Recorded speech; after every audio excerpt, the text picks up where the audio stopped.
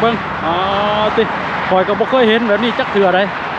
มาอยู่ประเทศไทยนี่แหละได้เห็นน่ะตรงนี้ความเร็วน่ะอ๋อติโอ้ไปแล้วปอได้ปูนอ๋อแนวนี้คือเครื่องบินขึ้นเนาะคนเดินทางเข้าประเทศไทยนี่หลายเนาะลำนั่นก็เห็นแต่ไฟพี่น้องเนาะสบายดีสวัสดีพ่อแม่พี่น้องพบกับพ่อบ้านเนาะมื้อนี้ผมก็อยู่ที่สนามบินสุวรรณภูมิเนาะมื้อนี้ผมก็จะพามาดูเครื่องบินนะครับนี่ตรงนี้ตรงรันเวย์ที่รันเวย์เครื่องบินกำลังจะขึ้นนะนั้นเป็นสนามบินอาคารผู้โดยสารนะครับโอ้โหกว้างใหญ่ไพศาลจริงๆนะครับนี่เลยนี่แหละครับคือสนามบินสุวรรณภูมิที่ประเทศไทยเนาะอยู่จังหวัดสมุทรปราการนะครับนี่ผมจะพามาเบิ่งนะเครื่องบินกำลังลงมาครับนี่เห็นไหมครับใครเคยเห็นไหมครับเครื่องบินขึ้นลงเนาะที่นี่ประเทศไทยด้วยครับก็คือเครื่องบินขึ้นเครื่องบินลงนี่สามารถมารับชมได้เนาะแต่ว่าชมอยู่ห่างๆอ๋อเด็กพี่น้องลงมาแล้วอันนี้ลงมาเนาะลงมาแล้วขึ้นคือมี2รันเวย์ผูกฟังนั่นก็จะมีอีกรันเวย์หนึ่งเนาะนี่ลำนั่นสงสัยจะขึ้นแล้วเนาะอันนี้ผมเคยเข้าไปถ่ายให้เบิ่งนะเนาะคลิปก่อนนั่นน่ะพี่น้องถ้าผู้ใดเคยเบิ่งว่าคลิปก่อนนั่นเนาะที่ผมเคยไปเบิ่งวิวเนาะเพราะว่าข้างในนี่มีจุดชมวิวเครื่องบินขึ้นเครื่องบินลงอีกได้พี่น้องนี่เห็นบ่อันนี้คือรอบๆข้างๆเนาะอันนี้กับถนนนี่โอ้ยถนนนี่ก็ตรงยาวขากะลิได้พี่น้องเลยริมนี่ก็ได้เนาะเห็นบ่นี่แหละประเทศไทยครับถนนตรงขากก็ยังนี่ลองเลยนี่แหละเนาะครับนี่เป็นบ่นะเดี๋ยวเพี่น้องมาเบิ่งน้ำกันเนาะนี่กำลังสิกินขึ้นแล้วนี่เห็นบ่เริ่มเร่งความเร็วนี่เห็นบ่ลำพี่น้องเร่งแล้วเร่งความเร็วแล้วนี่เบิ่งอ๋อติคอยก็บ่เคยเห็นแบบนี้จักเทื่อใดมาอยู่ประเทศไทยนี่แหละได้เห็นน่ะตรงนี้ความเร็วน่ะอ๋อติไปแล้วปอได้ปูนอ๋อแนวนี้คือเครื่องบินขึ้นเนาะไปแล้วนี่แหละพี่น้องโคตรมนุษย์เฮานี่ก็เก่งเนาะเฮ็ดให้เล็กเป็นท่อนบินได้พี่น้องเอ้ยอันนี้แหละก็เงิดหลายคือกันนี่แหละเขาเอามนุษย์เฮาบ่มีหยังที่เฮ็ดบ่ได้เนาะฝั่งนั้นก็มาแล้วพี่น้องลงมาแล้วท้องมองเลยเนาะ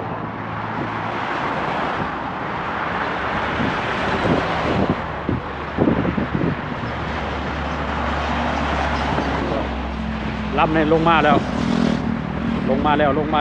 พี่น้องก็นี่สังเกตเบิ้งมันสิเป็นอะไรพี่น้องไปยังบ่เคยเห็นเนาะเครื่องบินขึ้นลงนี่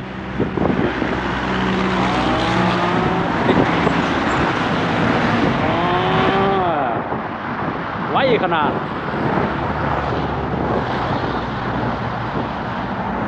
แล้วก็ไปจอดให้ผู้โดยสารลงเนาะนี่แหละพี่น้องประเทศไทยพี่น้องเลยเครื่องบินขึ้นลงทุก3 นาทีเนาะทำเท่าที่เฮาเบิ่งแล้ว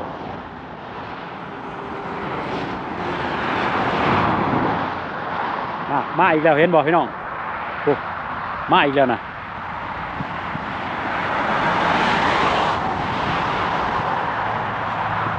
มาอีกแล้วเห็นบ่มื้อนี้เฮาก็สิได้พาพ่อแม่พี่น้องมาเบิ่งเครื่องบินก่อนเนาะนี่แหละแป๊บเดียวท่านนั่นหาก็ไปจอดลำนั่นหาก็ไปจอดเนาะลำนั่นไปจอดเนาะลำนี่ก็ลงมาแล้วนี่พี่น้องนี่เห็นบ่กำลังลงมาเนี่ยโอ้ลำนี่ใหญ่เลย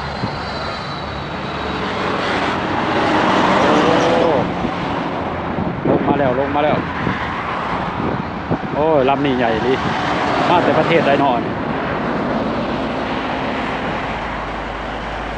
โอ้ลำนี่ยาวกว่าลำก่อนนั่นบักใหญ่หนึ่ง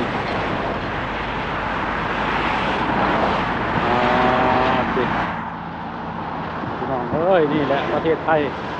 โอ้ทั้งนั่นก็ขึ้นเลยรันเวย์นั่นก็ขึ้นแล้วเนาะโอ้ลงมาอีกแล้วที่กระดอกกระเดี่ยแท้พี่น้องคนไอ้นักท่องเที่ยวเขาคนเดินทางเขาประเทศไทยนี่หลายเนาะลำนั่นก็เห็นแต่ไฟพี่น้องเนาะลำนั่นก็เห็นแต่ไฟส่องคิมิมมาปุ๊บนี่ตัวนั้นลำนั่นก็ลงรันเวย์นั่นพี่น้องเลยนี่มาอีกแล้วคิมิมมาอีกแล้วแป๊บเดียว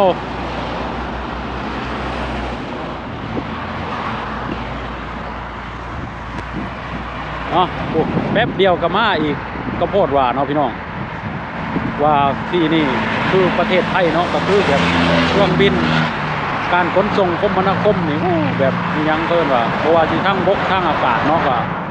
แบบขยายตัวแห้งกันเลยพี่น้องเลยคือแนวนี้แล้วนี่คนเดินเข้าประเทศไทยนี่หลายพี่น้องยังเครื่องบินเนาะนี่ยังเครื่องบินนี่ก็ยังแบบทุกที่คอยยืนอยู่นี่เนี่ยทุกนาทีเลยพี่น้องเลยนี่เห็นบ่ลงมาอีกเลยนี่รุ่นเบิ่งน้ำกันนะลงมาพร้อมกันเลยพี่น้องลำนี่กับลำนั่นเนาะคนละรันเวย์พี่น้องเลยเห็นบ่รันเวย์นั่นก็ลงมารันเวย์นี่ก็ลงมาพอติสุดยอดเลยพี่น้องเลยนี่คอยก็บ่เคยฮู้มาก่อนมาว่าคนที่เดินทางเข้าประเทศไทยหลายขนาดนี้พี่น้องเลยนี่ลงมาเลยพี่น้องมาแล้วนี่ลำนี่บ่ใหญ่ปานใดติล่อลงดินนี่สิมีควันมาจากหน่อยเนาะอันนี้เอเชียสีลำบ่ใหญ่ปานใดนี่พี่น้องไปแล้วแวบผุนแล้วก็ไปอาคารจอดโมทั้งนั้นก็ขึ้นเนาะเห็นบ่ขึ้นอีกเลย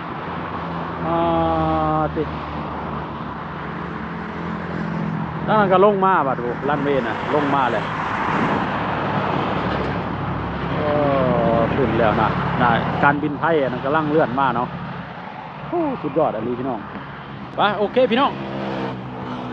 โอเคเนาะพี่น้องสำหรับคลิปนี้ผมก็ขอจบไว้เพียงเท่านี้ก่อนเด้อพี่น้องเด้อถ้าท่านผู้ชมท่านใดมีความคิดเห็นอะไรก็คอมเมนต์ลงใต้คลิปเนาะอันนี้ผมก็พามาเบิ่งเครื่องบินขึ้นเครื่องบินลงเนาะที่สนามบินสุวรรณภูมิข้างหลังเนาะเพราะว่าหลายคนก็อาจจะพูดว่าเครื่องบินขึ้นลงจักนาทีเนาะแต่มาเห็นแล้วโอ้ยคนรับได้เลยว่าประมาณ1 นาทีรับเนาะอันน่ะลงไม้กันนะเห็นบ่โอเคเนาะสำหรับคลิปนี้ผมก็ขอจบไว้เพียงเท่านี้ไว้เจอกันคลิปหน้าครับสบายดีสวัสดีบ๊ายบายไปแล้วลำนี่ส่วนตัวบ่เนาะคือน้อยแท้